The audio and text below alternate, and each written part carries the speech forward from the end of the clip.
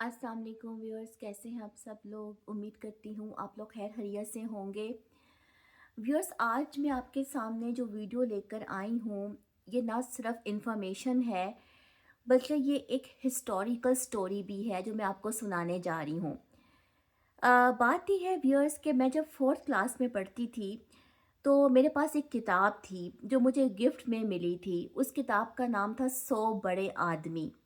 उस किताब के अंदर जो है वो दुनिया के 100 बड़े लोगों का, यानी कि जो बड़े फेमस थे, और उनका जो था वो ज़िक्र था। उसमें एक करैक्टर ऐसा था जो कि मुझे बचपन से ही बहुत इंस्पायर करता आया है, और उस करैक्टर का नाम था John of arc. John of arc एक फीमेल करैक्टर है, ठीक है।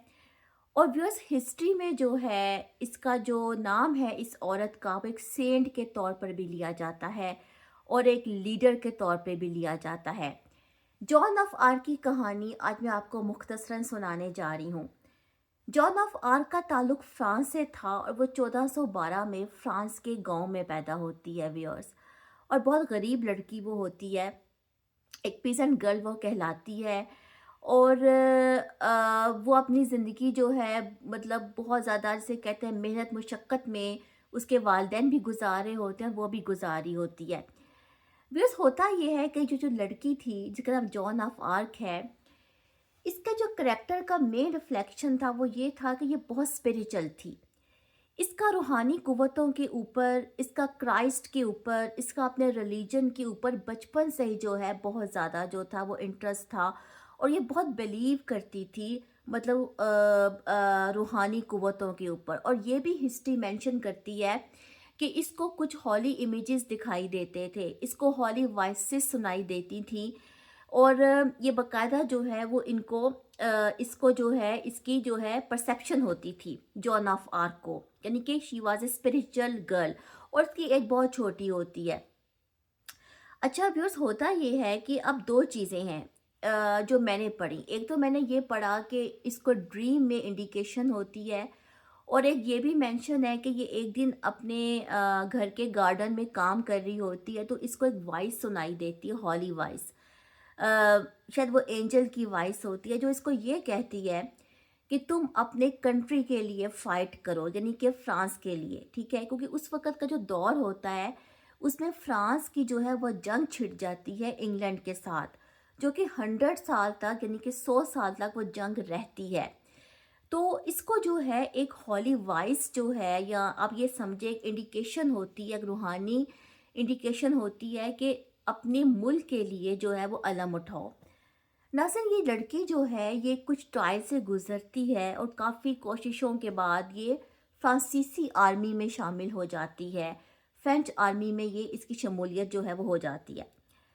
होता ये है कि ये जंग में जो है पार्टिसिपेट करती है, अपनी फ़ौज का साथ देती है, अपने मुल्क के लिए लड़ती है।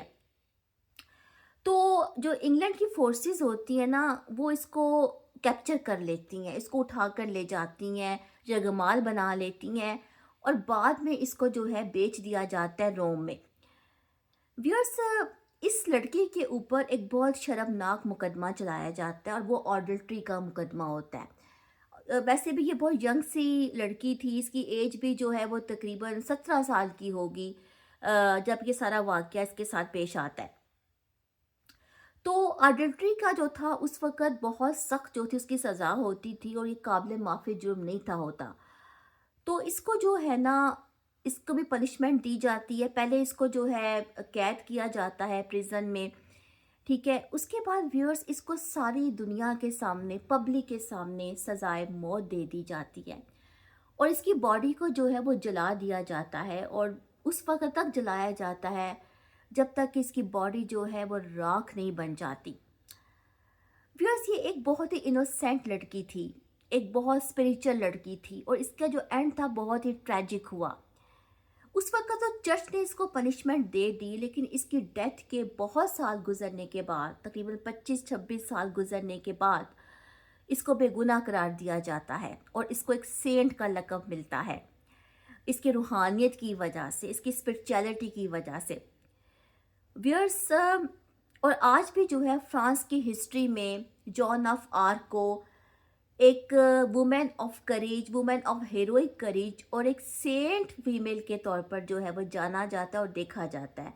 और हिस्ट्री भी जो है वो इस बात को जो है वो इंडिकेट करती है कि she was a very spiritual girl, but she confronted a very tragic death. तो व्यूअर्स, ये कहानी थी जॉन ऑफ आर्क की, और ये वो करेक्टर था जो मुझे अपने बचपन से ही बहुत इंस्पायर करता आया है। शायद इंस्पिरेशन की ये वजह थी कि जब मैं इसके बारे में ये पढ़ा कि इतनी यंग एज में इसको इतनी स्पिरिचुअलिटी की तरफ इसका जो है वो ट्रेंड होता है, उस स्पिरिचुअलिटी की वजह से ये अपने मुल्क के लिए लड़ती है और बाद में जो है इतने ट्रेजिक डेथ से जो हमकिनार होती है। व्यूअर्स, ये कहानी मैंने आज आपको सुनाई, ठीक है, ये हिस्टोरिकल स्टोरी और ट्रू स्टोरी है। उम्मीद करती हूँ कि आपको जो है मेरी ये वीडियो भी जो है आपको आपके काम आई होगी और आपने इससे कुछ ना कुछ लर्न किया होगा।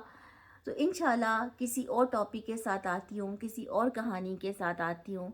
तब तक के लिए अल्लाह हाफ़िज़।